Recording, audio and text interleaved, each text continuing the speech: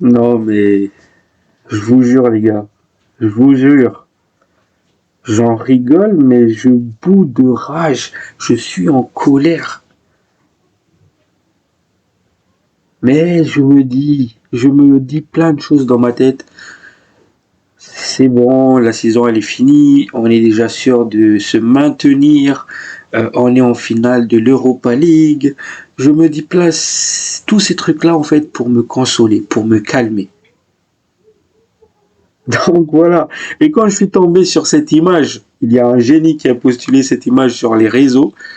J'étais mort de rire.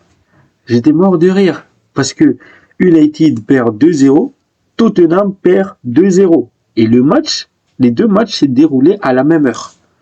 Et dire que ces deux équipes-là se retrouvent en finale de l'Europa League.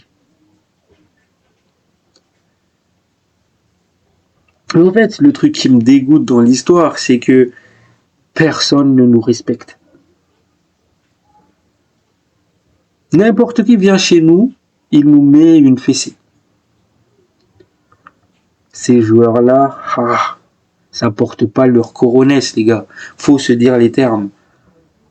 Ils sont pas là pour abattre l'ennemi, ils sont là pour nous abattre. Donc voilà. Et aussi, on est maudit. On est maudit. Yoro s'est blessé. Maintenant, selon les sources, ou même l'interview d'après-match de Ruben Amorim, c'est pas si grave que cela. Mais il faut faire des examens pour justement déterminer le dégât. Mais selon lui, c'est juste un petit gène. Il a ressenti quelque chose, donc il a préféré faire le changement. Donc j'espère vraiment que c'est pas quelque chose de grave. J'ai hâte de voir ces résultats d'examens médicaux. Donc voilà. L'équipe, bienvenue sur Legacy United. Et aujourd'hui, nous allons encore une fois parler de la défaite de Manchester United. Et j'ai l'impression que ces derniers temps, c'est pas une impression, c'est la vérité. C'est que on fait des vidéos de débrief pour parler des défaites de Manchester United. En PL. Hein. Donc voilà. Sur ce, n'hésitez pas à vous abonner pour les nouveaux, à liker, à commenter, ça aide toujours, non seulement ça aide beaucoup la chaîne pour se développer, le référencement, et aussi ça me donne beaucoup de force et de courage. Et oui les amis, dans ces périodes difficiles, il faut de la force et du courage. Donc, à tout de suite.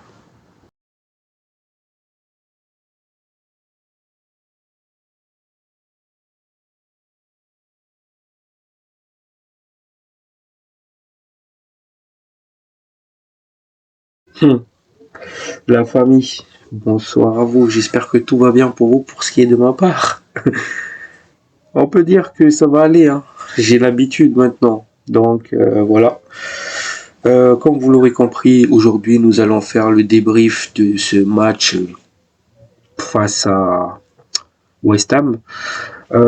Comme je l'ai dit en introduction, c'est une défaite 2-0 encore une fois de Manchester United. Il y a des points positifs et des points négatifs comme toujours. Donc nous allons direct parler des stats. Hein. Donc, dans la manière d'utiliser la balle offensivement, on peut voir que les plus fortes zones de concentration d'action offensive, c'est au milieu de terrain. Et notamment sur ce côté de Amad Diallo. Et c'est pas vraiment une surprise parce que Amad Diallo, encore une fois, ça fait partie de ces joueurs qui peut nous donner le sourire. Ça faisait plaisir de le voir. C'est le seul satisfaction du match avec Mason Mount. Donc vraiment, c'était Mount, Amad Diallo qui a vraiment... c'est les points positifs de ce match-là. J'ai bien aimé leur match et notamment l'ouverture, par exemple. Mason Mount aujourd'hui, on voit un joueur en forme, en plein confiance. Il tente des choses, il le réussit. Des dribbles, il le réussit. Et notamment dans ce premier mi-temps. Et voilà, mais c'est pas tout le monde qui s'est ajusté à leur niveau. Et pareil pour Amad Diallo. Donc c'est vraiment des joueurs intéressants Et voilà, encore une fois, il faut que toute l'équipe se mette au niveau. C'est pas seulement deux joueurs qui doivent porter. Notamment aujourd'hui, j'ai vu aussi un Bruno Fernandes avec beaucoup de pertes de balles. Donc voilà.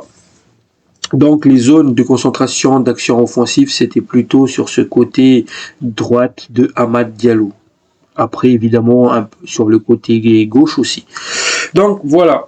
Et si on va regarder les zones de passe, encore une fois, on remarque quoi sur cette image? C'est que on voit qu'on fait beaucoup trop de passes négatives. Qu'est-ce que j'entends par de passes négatives? C'est des passes au milieu du terrain, entre les défenseurs, le milieu de terrain, en recul, etc. Parce que si on regarde bien, 42% de nos passes c'était dans ce milieu du terrain et seulement 38% en attaque et 20% en défense. Donc déjà, ce qu'on peut souligner, c'est que euh, vous voyez, il y avait des stats comme cela où on a fait vraiment beaucoup de passes entre les défenseurs. Et dans ce match-là, c'était plutôt au milieu du terrain. Donc on n'arrivait pas à débloquer. On avait des occasions pourtant, mais on n'arrivait pas à débloquer. Et franchement, Hollande, il a eu des occasions, hein, mais encore une fois, il y avait des occasions, il aurait pu marquer.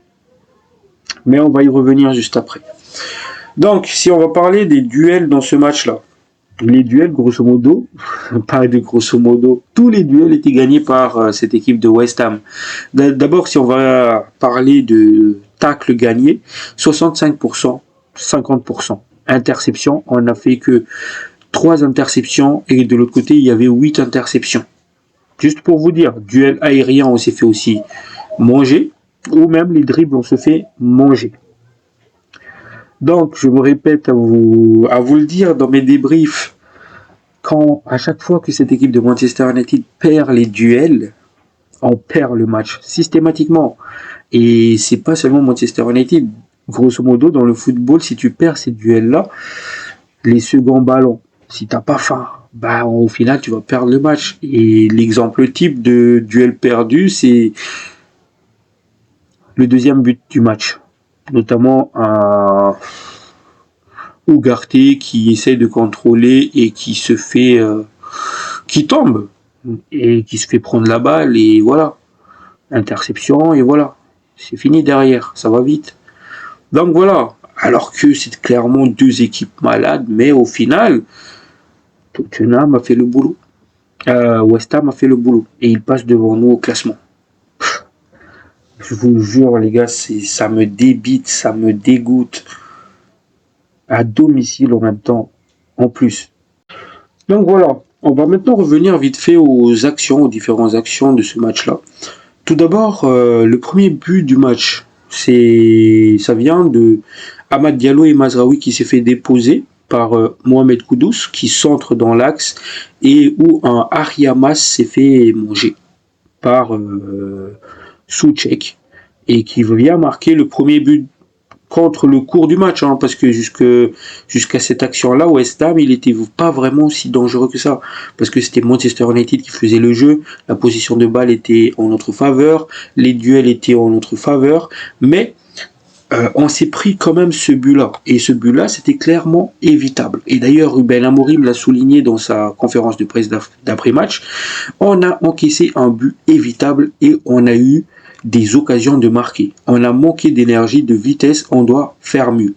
Terminons la saison, puis il y aura beaucoup de choses à penser pour la saison prochaine.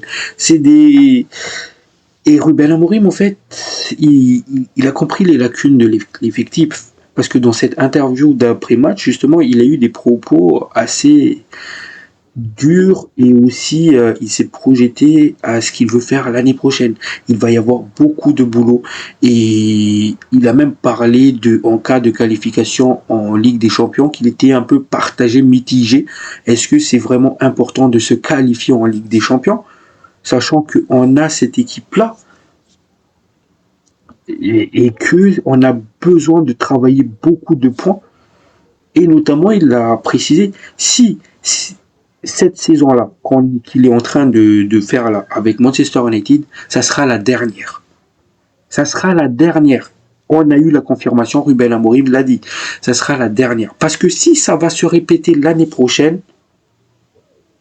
il nous dit clairement, il faut peut-être un autre coach. C'est les propos de Ruben Amorim. Il faut laisser sa place à quelqu'un d'autre. Donc voilà. Là, Ruben Amorim, il a eu des propos durs. Mais aussi, c'est la vérité. Parce que si lui, il n'arrive pas à corriger cela, voilà. Et c'est ça que j'adore avec Ruben Amorim, c'est qu'il sait ce qu'il fait. Et il a confiance en lui.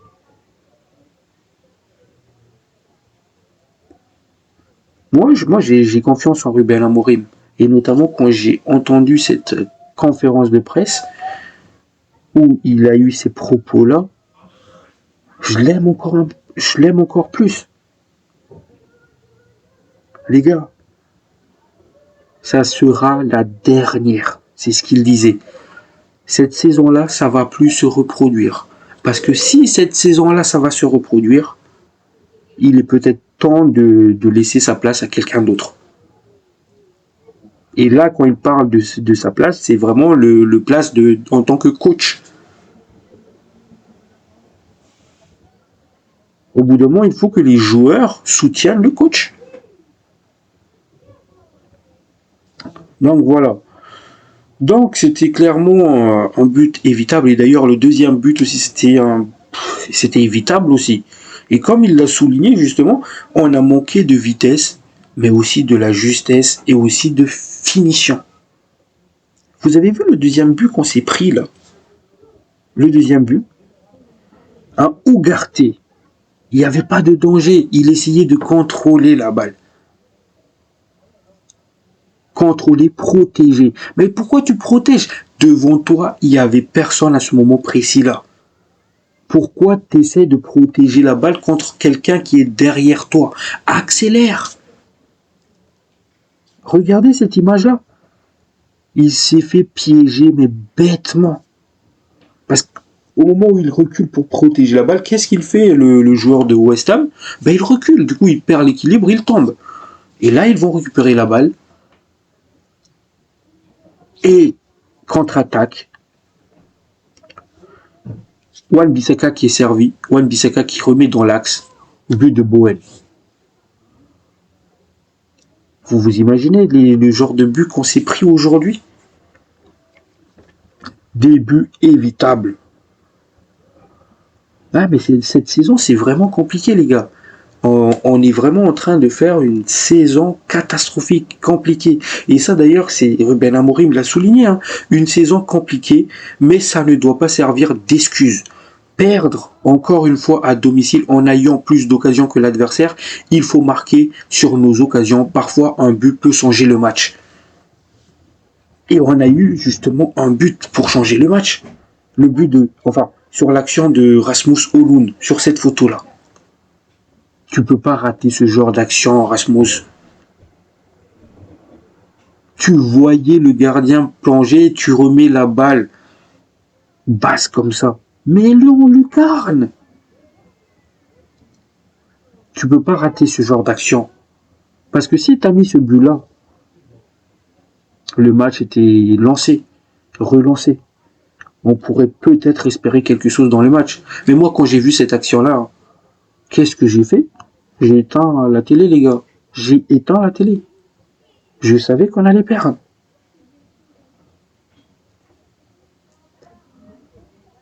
Sachant que j'étais en train de faire quelque chose et j'ai arrêté justement le boulot que j'étais en train de faire pour me concentrer sur le match. Mais quand j'ai vu cela, je me suis dit, ça sert à rien. Ces gars-là, ils sont partis pour perdre le match. Non, mais sérieusement, t'as pas le droit de rater cette action-là.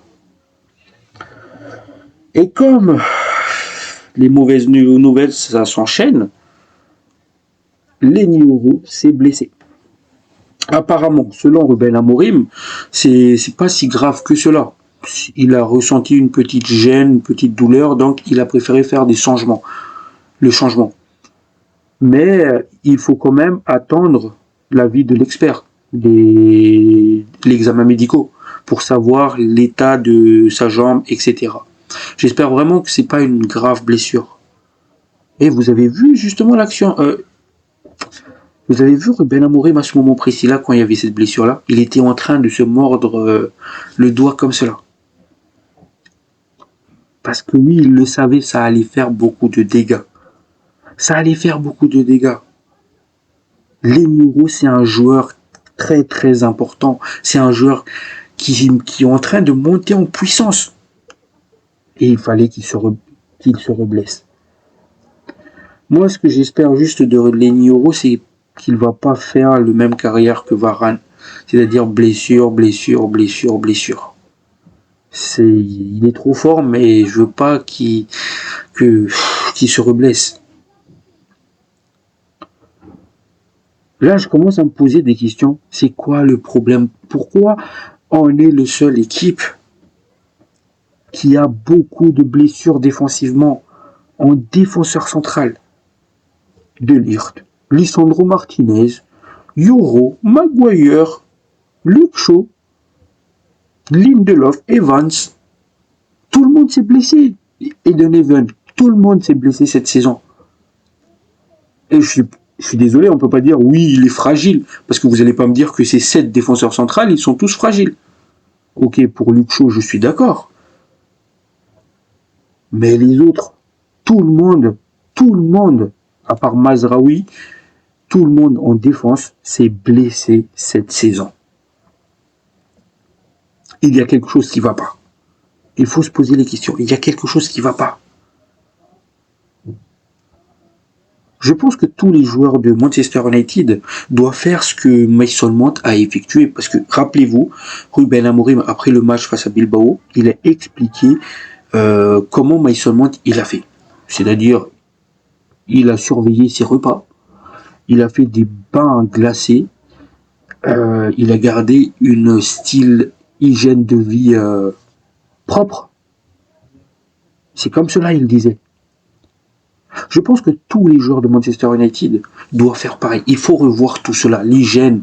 Il faut voir aussi, il faut que tous les joueurs effectuent des bains glacés, de l'entraînement, etc. Il faut retravailler tout cela pour voir qu'est-ce qui va passer, où le problème, pourquoi on a trop de blessés.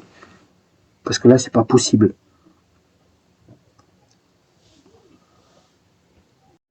Évidemment, on va enchaîner direct sur la suite des interviews de Ruben Amorim.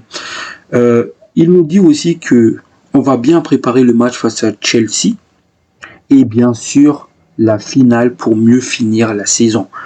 Donc Ruben Amorim tient toujours à cœur de remporter cette finale-là, mais je pense surtout qu'il veut gagner cette finale-là pour nous les fans. Nous les fans qui a soutenu cette équipe, ces joueurs de M cette saison. Je pense qu'il veut le remporter pour nous justement. Et c'est une bonne chose. Donc, évidemment, il enchaîne aussi. Ma plus grande préoccupation est que ça semble ok de perdre à domicile, car on ne peut plus changer notre position. C'est le plus gros problème dans notre club. On perd le sentiment d'être un énorme club. Et je suis tout à fait d'accord avec cela. C'est une masterclass. Vous vous imaginez? Même Ruben Amorim se pose ce genre de questions. Évidemment, vous allez me dire, oui, mais c'est lui qui côtoie les joueurs tous les jours, donc il le sait. Mais vous imaginez, la plus grande préoccupation de Ruben Amorim, c'est que on perd notre statut de grand club avec ces joueurs-là. Parce que pour eux, pour ces joueurs-là, ça semble ok de perdre à domicile, vu qu'on n'a plus rien à gagner. Je te jure, ces joueurs-là, les gars, ils nous font honte. Ils nous font honte, ces joueurs-là.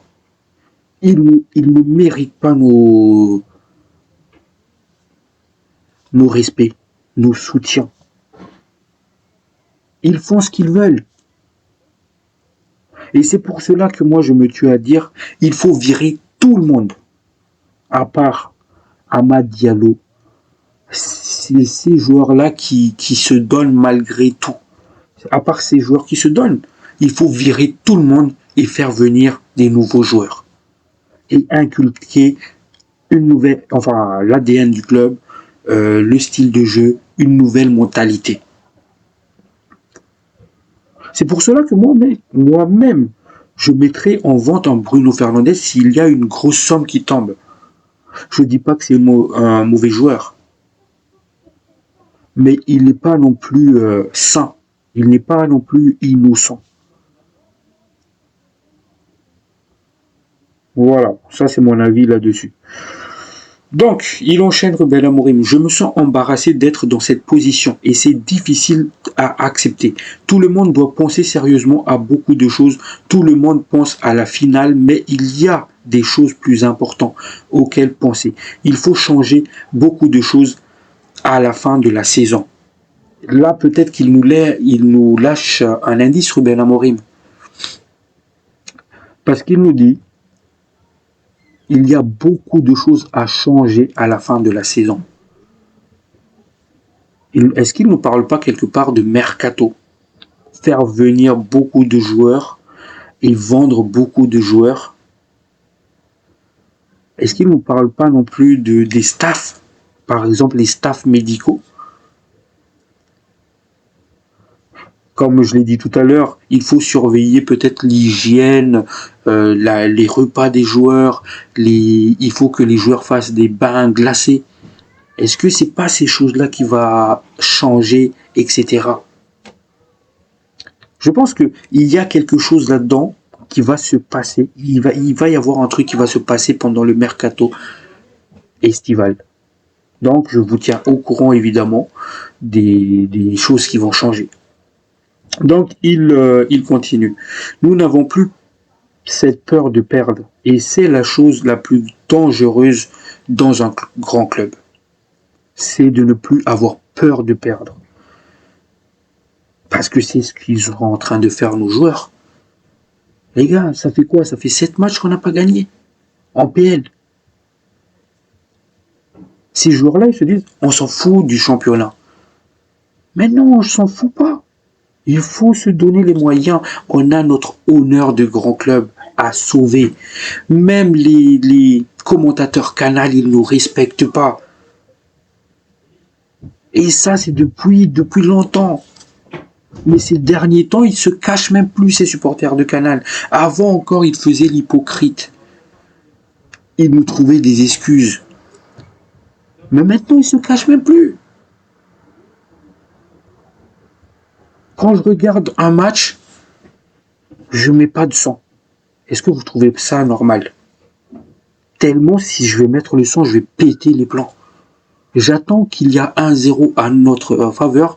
J'attends que on est en train de gagner. C'est là que je mets le sang. C'est ce que j'ai fait aujourd'hui. Parce que au début du match, ils étaient en train de nous descendre, ces commentateurs. Et notamment quand je suis revenu sur les réseaux pour regarder, toutes les fans, ils étaient là. Oui, ils nous ont descendus tout au long du match. Donc j'ai bien fait de couper le sang. Donc voilà. Et pour finir, du coup, il nous dit, nous devons changer beaucoup de choses. Nous sommes les seuls à pouvoir le faire. Il nous manque ce sentiment d'urgence. Et c'est quelque chose de difficile à expliquer. Tout le monde se concentre sur la finale. La finale n'est pas la chose la plus importante dans notre club. Nous devons changer beaucoup de choses. Si on ne change pas notre façon de jouer et de performer, si on ne ressent pas l'urgence de gagner chaque match, on ne devra pas jouer la Champions League. Et je suis tout à fait d'accord avec ça, c'est une masterclass. C'est une masterclass. Amorim, les gars, je l'aime beaucoup ce coach-là, parce qu'il dit les termes. Il dit les termes. C'est pas avec ce genre de performance-là qu'on mérite de jouer la Champions League. À quoi ça va nous servir? Parce que ces joueurs-là, ils se disent, peu importe, il faut gagner cette finale-là. Et on met de côté tout le reste. Non, les gars, parce qu'en faisant ça, on perd notre esprit de grand club. Et ça, c'est pas bon. Donc voilà. Et on devrait rester en première ligue et apprendre à être compétitif semaine après semaine. Voilà, Ruben Amorim, c'est un gars qui sait parler. Et ça, on le savait déjà. Mais ce que j'adore dans sa manière de communiquer, c'est qu'il dit les termes. Donc voilà. Donc pour revenir, je suis très très déçu. J'espère que la mentalité va changer face à Chelsea. Parce que oui, on n'a plus grand chose à gagner. Mais comme je l'ai dit et je me répète, on a notre honneur à sauver. Donc, voilà. Sur ce, la famille, si ça vous a plu, n'hésitez pas à vous abonner, à liker, à commenter. Ça fait toujours plaisir. Sur ce, prenez soin de vous. La paix sur vous. Ciao, ciao.